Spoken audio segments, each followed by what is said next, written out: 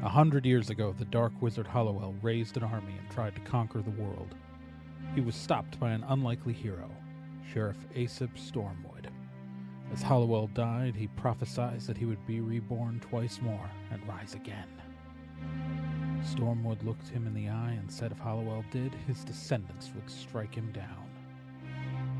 Sheriff Aesop Stormwood went on to form Stormwood and Associates to make sure they'd be ready for Hollowell's returns, a private detective, security, and federally licensed magic users agency.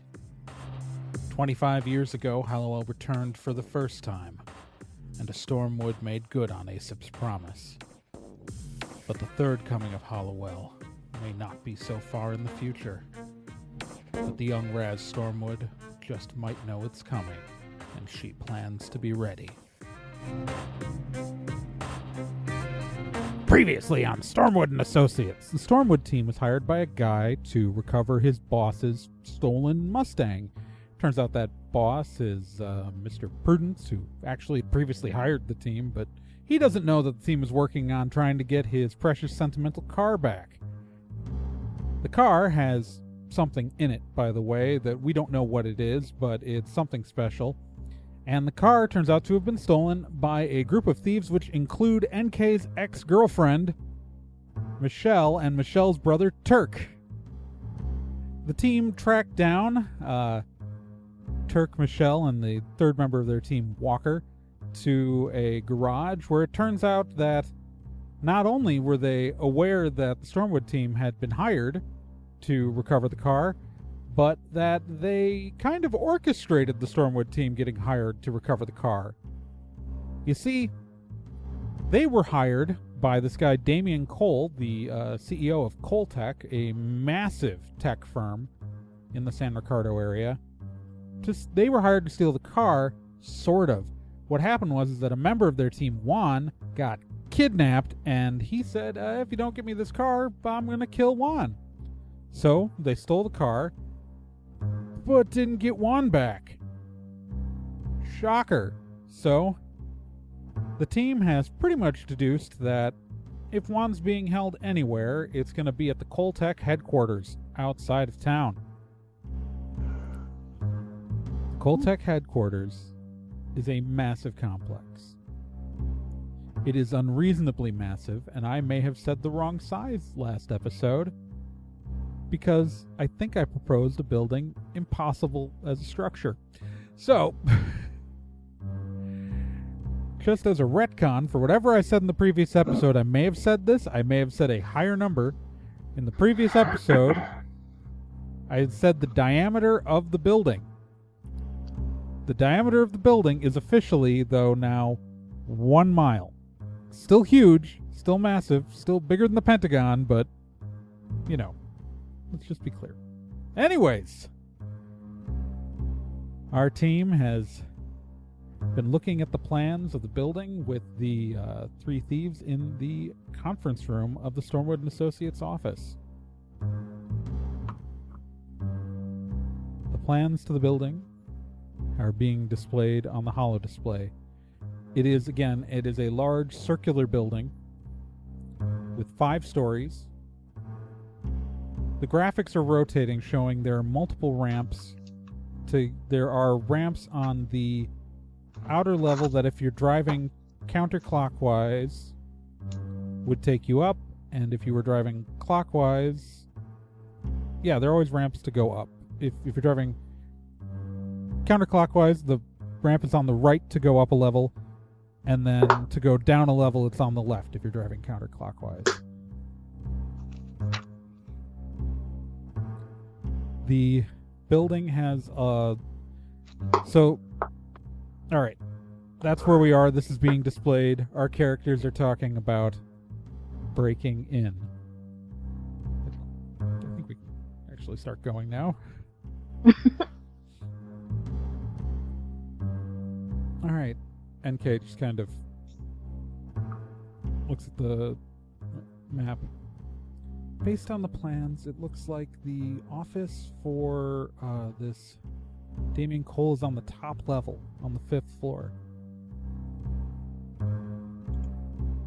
the center hallway. Again, I said this before, but to reiterate, the center hallway on each level is about 3 or 4 like driving lanes wide, assuming people get out of the way. There are occasional pillars that we would have to dodge around. Yeah. But but Damien Cole's, so if you'll notice that, so it's a circle, but there is kind of a rectangular protrusion along one side. And on the ground level, that's the main entrance to the building, and on the top level, that's where Damien Cole's office is. Besides the main entrance, there's also, so the center of the circle is open, and it's kind of this park. There is a road on the ground level that connects one side of this large, massive courtyard to the other. There's also, underneath the building, a large parking garage, and it does appear, based on the public plans, that there is an entrance, the entrance from the parking garage onto this road in the center park area. So the two main ways in, like, if we're gonna try to drive a car into this building, the two ways in are either through the front doors, because the entryways are wide enough, like we'd still be driving through glass doors, but the entryways are wide enough for a car, or we'd have to go up through the parking garage, and then the two sets of doors on the ends of this path, one on the north side of the building, one on the south side, north side of the courtyard, and one on the south side of the courtyard. Both of those are wide enough to get a single car through. Can we access the parking garage? Well, it's a general employee parking garage. While there may be some sort of key card required for employees, that doesn't mean we can't hack it.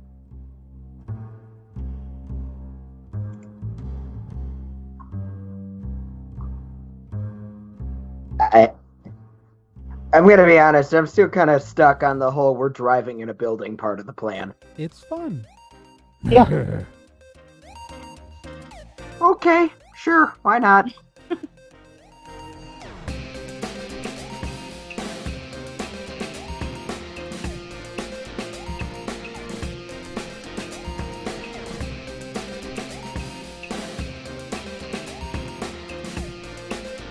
If there's a problem, they can solve it. If you need to find someone, they can do it. Stormwood and Associates is a detective, security, and federally licensed magic users agency. If you need help, they'll be there. But don't get in their way, or else you'll get caught in the eye of the storm.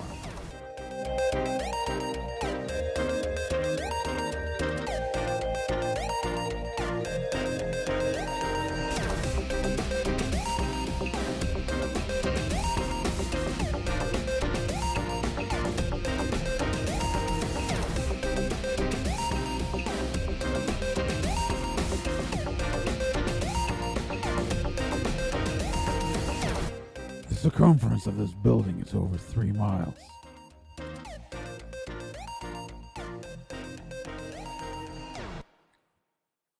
Good to know.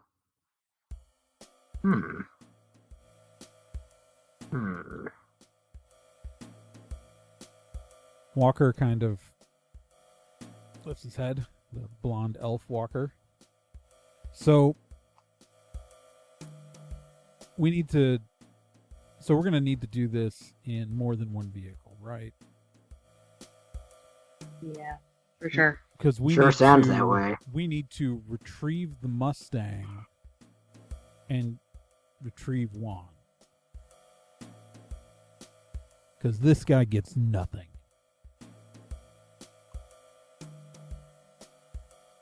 Took one of our own. He took family. Yeah, that's what I was getting to. But it's family. I understand it's family. That's why I was saying that. But it's family. Right. Yeah, right, Turk. Okay.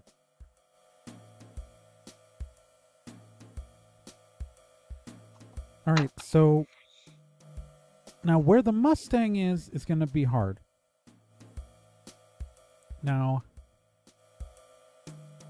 like, it's odds are I'm betting that, and we can try to verify breaking into the security feed when we're there, that Juan is up in the office, but it's the only logical place to hide him in this building because that's really the only area with opaque walls. Everything else is glass.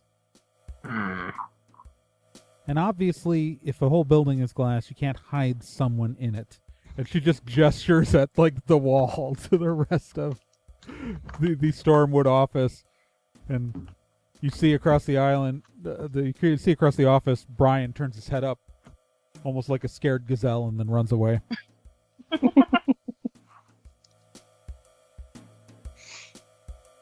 To our defense, we didn't plan on hiding in here. Well, no, I'm saying though that if he's hiding a person in the building, that's where he's got to be, right? Right. Makes sense to me. We need to figure out where they would keep a car. So, Bill, did you detect anything? I'm sorry, GM question. We had you detect some spooky stuff at the place where they dropped off the car, right? Like that. I think we. Yeah. Yeah. We tried. Yeah. And then kenosis. All right. So, if you use detect spooky, do you think that you could, like, spot the signature again once we're in the building? I mean, probably. I mean, I've got a pretty good memory for spooky feelings. Okay. Oh, I should mention, besides the road on the north side of the building, there's also a freight elevator that, in theory, a vehicle could be put in. So we could drive between levels. There's multiple sets of ramps around the building, but likely I doubt that they drove the car through the building. But it also does mean, because that freight elevator could fit a vehicle pretty easily, it could fit a couple, that freight elevator could have been used to put it anywhere in the building. Did they want people driving through this building? I don't think they're expecting people to. You know what? Sure. Yeah, that's makes sense. Freight elevators have to be big. It's fine. Michelle kind of looks up. So we're going to need people to fit into teams then, right? We're going to need someone to drive Bill around, because I'm assuming you're not going to drive yourself. Oh, God, no. Not in a high-stress situation like this. Okay, so someone needs to drive him around. And we need someone to go for Juan. But, so with him, though, so we need someone to go to drive Bill, but we also need someone to go with Bill to take the Mustang.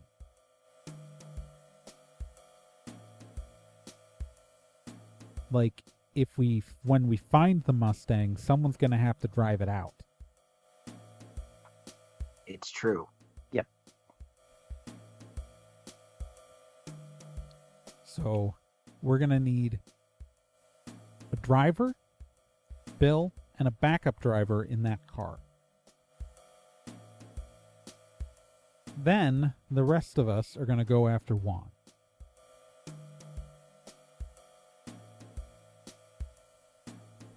Makes sense.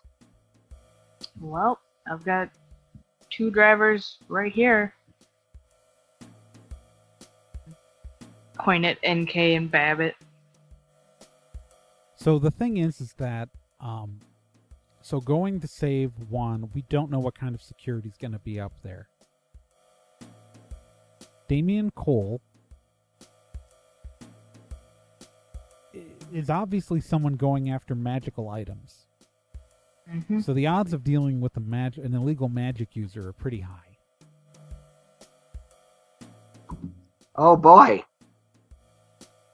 Actually, no, I guess that it kind of is an oh boy.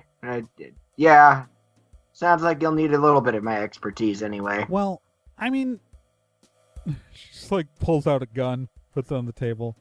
I mean, magic works, but so does this. My point is just that it might not be an easy one-on-one thing. I nudge MK with my elbow. I like her. I'm scared. So, I mean, if Bill, Babbitt, and NK want to be the Mustang team, I can join you guys in rescuing Han if you need extra muscle. Juan. His name is Juan. Sorry. Yeah, his name is Juan. It's Babbitt. yeah, we call him Juan YOLO.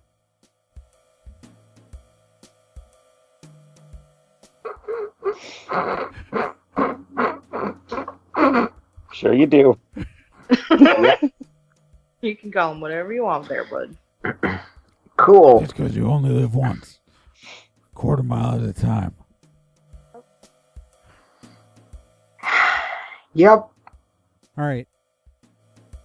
So I'm Does that thinking... sound like an okay plan? So... Your body. Don't make fun of my Michelle voice. All right. So I'm thinking that we take 3 cars to go. 3 cars to go, please. 3 cars. Package them up real nice. NK, Babbitt, and Bill, you go after the car. Heck yeah. Walker and I will take my car, and Raz, you can ride with Turk. Sounds good. And I pat him on his bald head. It's good luck.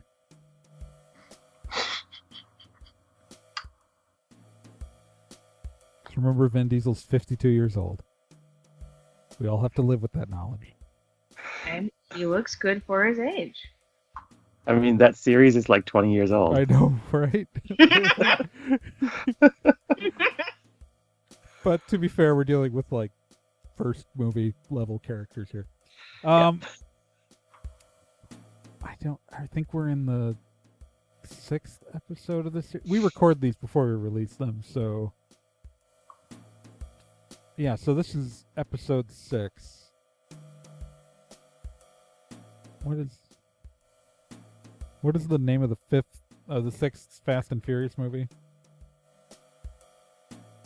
Fast 6? No, it's Fast 5. Oh. Fast Do you want me to Furious go 6? check real quick? I have to leave the room, but I can check. I can look. 'Cause I have the internet. Oh, I own them. It's just Fast and Furious 6. Yeah. That's but Oh, they get Yeah, real it should have been Fast 5 Furious 6. Yeah. yeah, well, Yeah. It's Furious 7. Although, Yeah. let's us do Serious 7 as our 7th episode. So, because we'll definitely hit that. When are we gonna do this?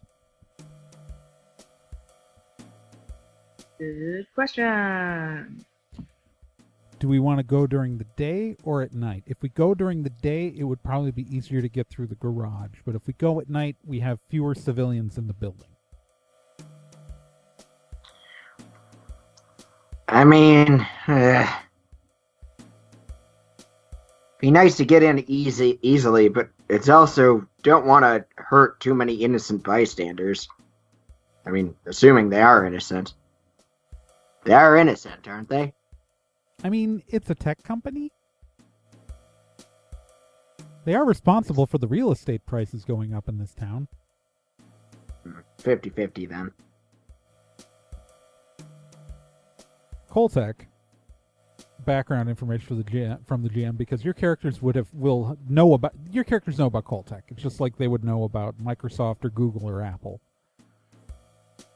Coltech is a major tech firm. You don't know everything that they do, but they've got a smartphone division. They've got an operating system division that it does mostly in.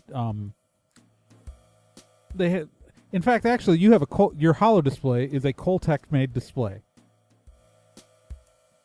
Oh. They are the They are the largest supplier of holographic display technology in the world.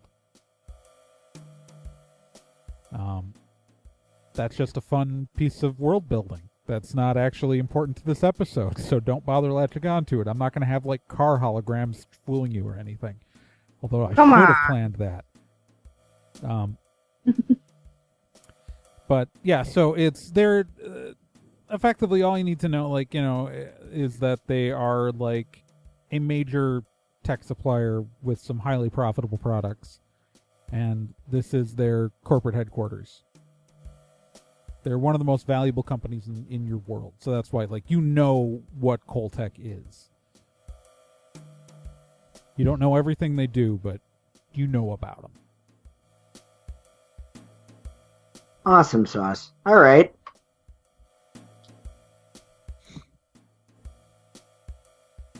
The building you're breaking into was such a newsworthy piece. It's called their Starship Campus.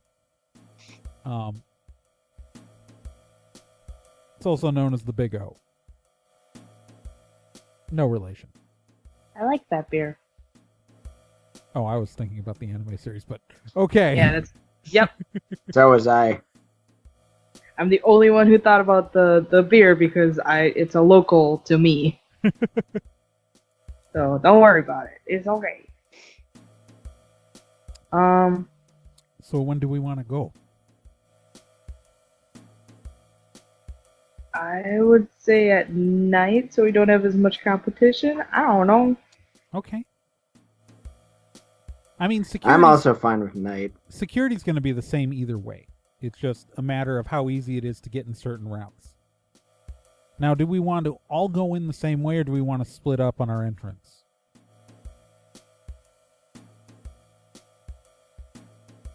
I think splitting up could be fun. Splitting up's probably smarter. Okay. So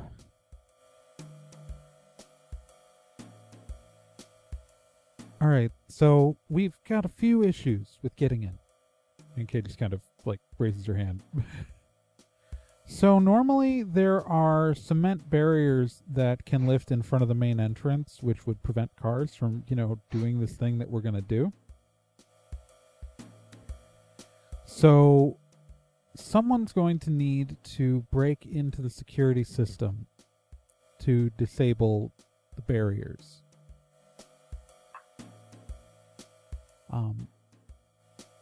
So there's now, if whoever goes in the parking garage, those barriers can go up and down because they don't like the aesthetic. So they detect their motion activated if a large enough object is moving towards the building, like the size of a car. But if one of us if whoever is going in through the parking garage, as long as one of those people has the knowledge on how to hack into their security system, in other words, one of the teams needs a hackster. Whoever goes in the basement route needs to be able to hack in and disable the barriers. Also, they're going to need that to get by the security gate in the first place at the parking garage. So not my car. So, obviously, I can do it. Turk sticks it up. I owe my way around to the next prompt.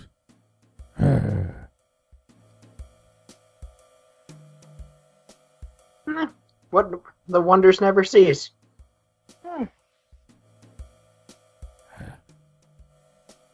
Yeah, I can take out security. Walker just kind of looks. Yeah, he's kind of a moron, but he's good at taking out computers for reasons that no one can understand. Yeah, I'm good with it. I'm not going to ask why. I'm good with it. Also, any of you want a DVD player? No, we're good. Thanks. It's 2020. It's yeah. They make nice gifts. Give them to your family members. Family members do use DVDs still. That's true. But You give it to your mom. no, I'm fine. Thanks though. Doesn't your mom want a DVD player? I don't think so. No. Do you not value your mother? That is a weird conclusion to come to. When's the last time you called your mom? I don't see why that's relevant. Well, I mean, have you asked her if she wants a DVD player? Stop trying to unload the DVD players. Nobody wants the DVD players, Turk. I'm just saying. Good, nice gift for your mom.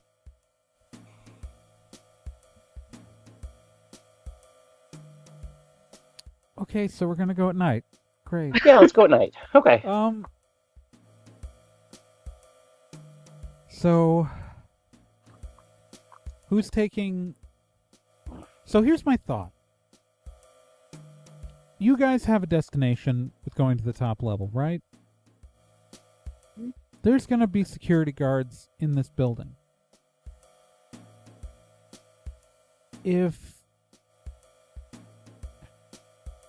you guys are going... So you guys are going to be going to the top level directly, while us three are going to search the building, in its entirety, right? So why wouldn't it make sense, though, to, try to split up security, so whoever's at the parking garage is going after Juan, while the rest of us... So that way the two cars that go in the front door split up, with one going to the top level and the other one searching the building. So all three cars are at a different point in the building, which will split up their security. Excellent. That makes sense. Works for me. Good. Okay. NK smiles to herself.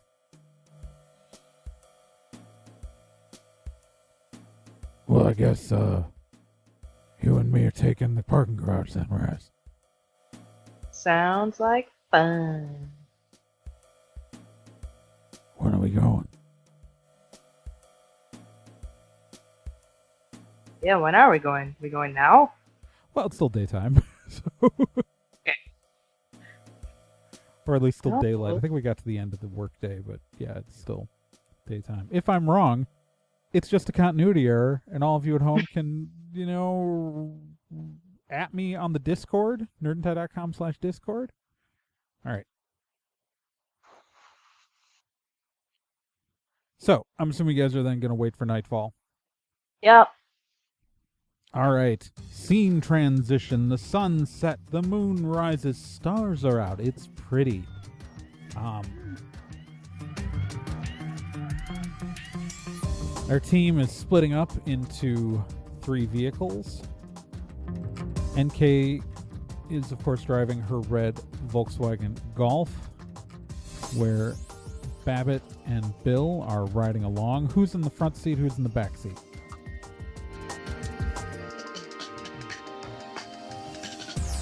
I feel like I should be in the back seat because I'm gonna freak out for most of this. All right. It's gonna be a lot of screaming. All There's right. gonna be a lot of screaming. All right, and then the other ones are easy, where Domino is driving his black Challenger. Again, legally distinct character. With Raz riding shotgun. And then Michelle is driving a Toyota Supra with Walker on board as well. Because I didn't make Walker a driver for some reason. Which just means he's the worst driver on the crew. All right. You guys get in your car, and I'm assuming we're going pretty late, after midnight, middle of the night stuff. Yes. So it's nighttime. It's the Coltech campus is outside of the city because it's on a massive chunk of land. It's not really close to a lot of stuff. It's kind of buried in the mountains. This is a massive complex. The crickets are chirping, or whatever nighttime sounds I find in my stock music library. You guys drive out there fairly uneventfully, and 3 cars nicely line up outside of the property. You ready to do this? Hell yeah, I am. All right, so when you have the barrier down, signal us, because we're going to be charging in immediately, because when you deactivate one part of security, there's always a chance that some other security system's going to come online in response. So we're probably only going to have a narrow window to break through to get past the barriers. Got it. All right. So, NK's car and Michelle's car are going to wait.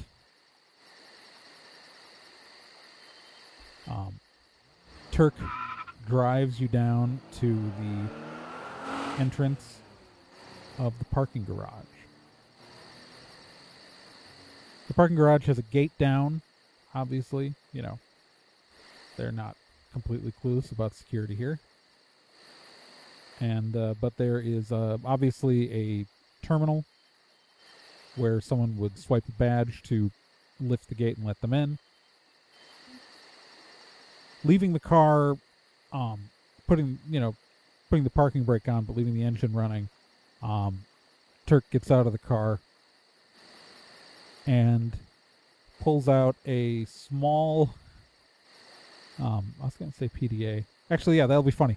He pulls out a Palm Pilot and pops the trunk and pulls out a rat's nest of cables, including so he's going through 5 adapters to the Palm Pilot to its serial cable to 8 other things, and he pops open the casing around the detector. And he tips it forward and with 2 alligator clips clips into 4 wires. And then on the Palm Pilot, he starts to key in commands using graffiti on the stylus. He begins to key in a series of complex commands, entering the system's database, recalculating the time of day, changing all the settings, and deactivating the sensors by telling them they're going into maintenance mode for checks.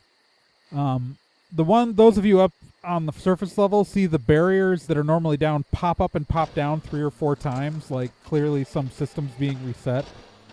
You see these massive concrete barriers shoot up and up and down out of the ground, by the hydraulics that are lifting them up and down.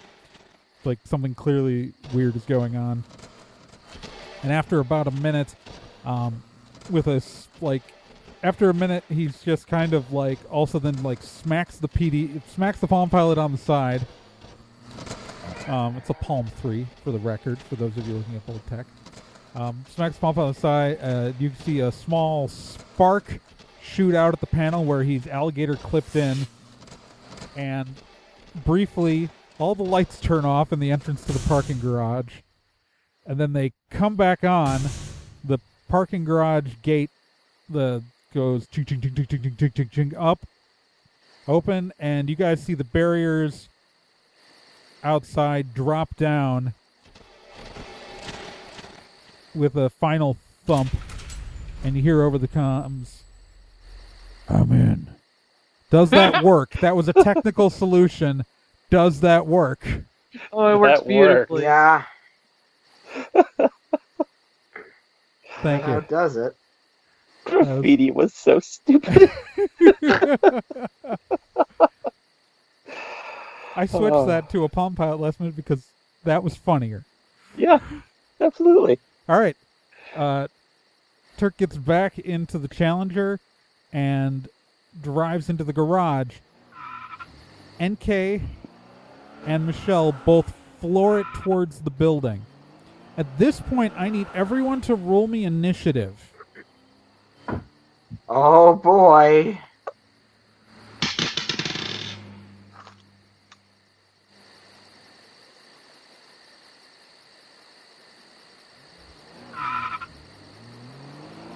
Nine.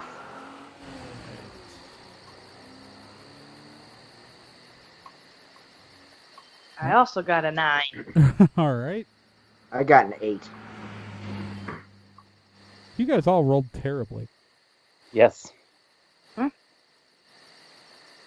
Yeah, that's why I said oof. All right. Raz, what's your swiftness? No, it's Raz is the main character. Raz gets the Oh, wins right. the tie.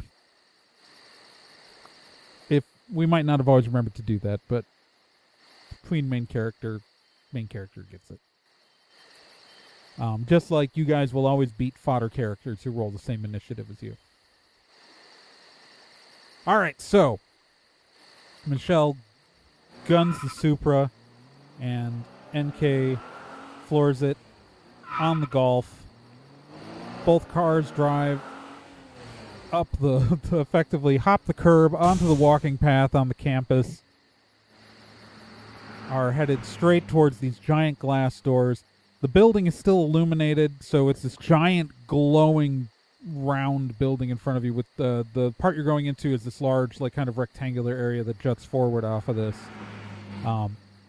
It's a sizable area. It's not small, but like all the walls that you see outside are glass, and so you're just getting these, like, the whole building is like the first level, and like everything in the center, like glass rectangle, is lit up.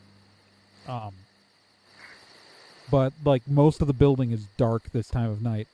You guys plow through dramatically as the two drivers reach the front of the building.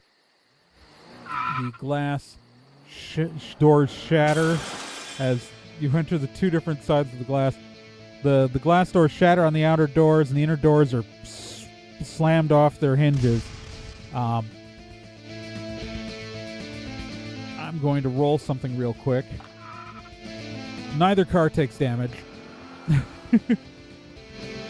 I had to check. And NK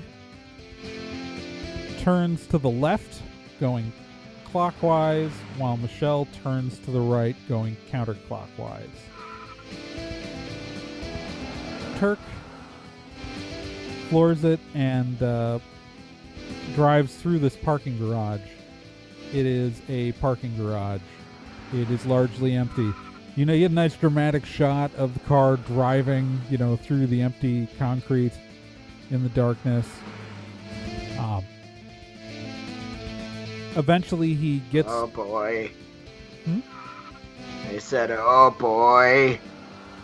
Eventually he gets to the ramp, and you end up in the courtyard. He pulls a dramatic right turn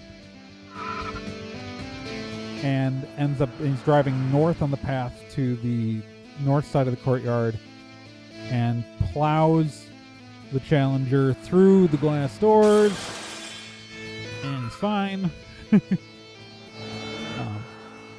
All three cars got very lucky rolls there. And he's gonna turn left going through these doors. Yeah, so he's going counterclockwise. And so, yeah, he dramatically, plows through the doors and makes a dramatic skidding, oversteered left turn, the back end swinging out, and then pulling forward. And check the map. Immediately in front of him is a ramp to the second level, which he is going to take.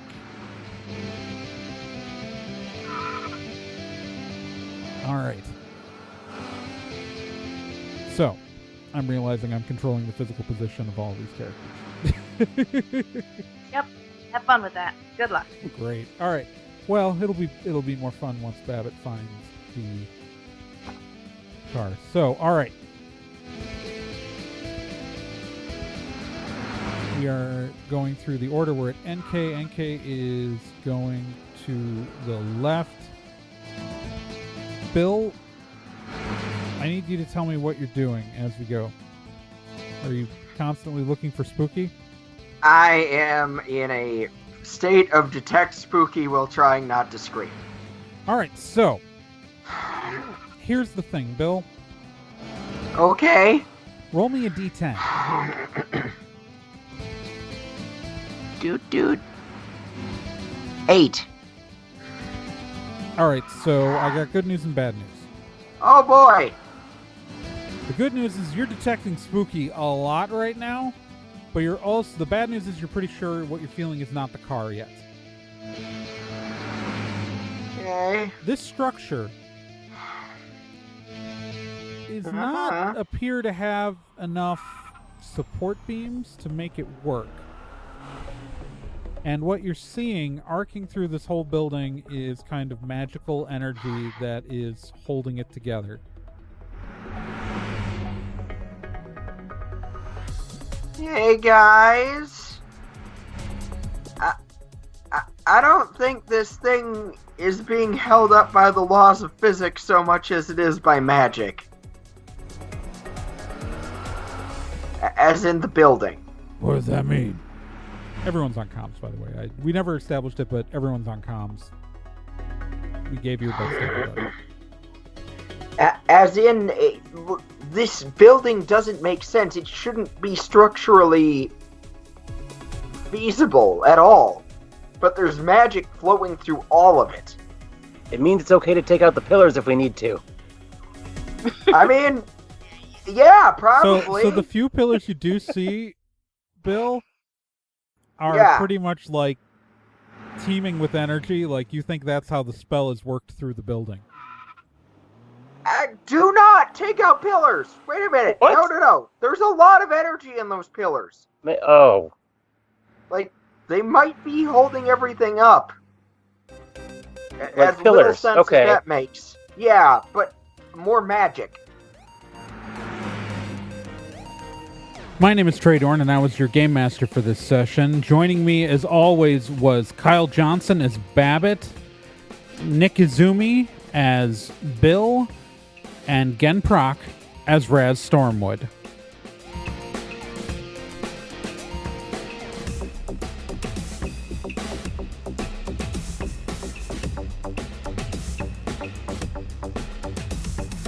Stormwood and Associates is a production of Nerd and Tie. You can find more information at nerdandtie.com/Stormwood.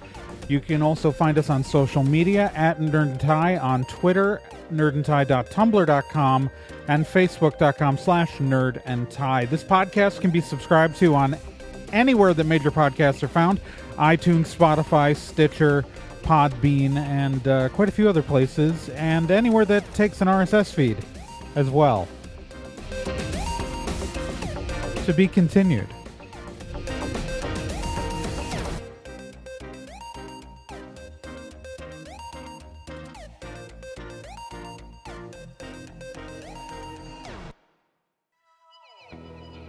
Hey, while you're still here, let me tell you about another podcast on the Nerd and Tie Network. And that's Let's Be Legendary. Let's Be Legendary, the Fey Wild West, is a 5th edition Dungeons & Dragons actual play game. So, an actual play game like this one, but like, in a system people actually use in the real world.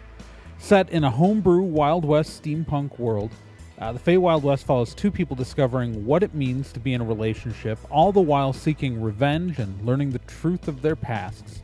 Let's Be Legendary podcast is an LGBTQ+ podcast with both main and minor characters, as well as players falling under the queer blanket. A heavy RP game with a focus on story and characters. And you can hear it every week here on the Nerd and Tie Network, and you can find all of their subscription information and links at nerdandtie.com/legendary.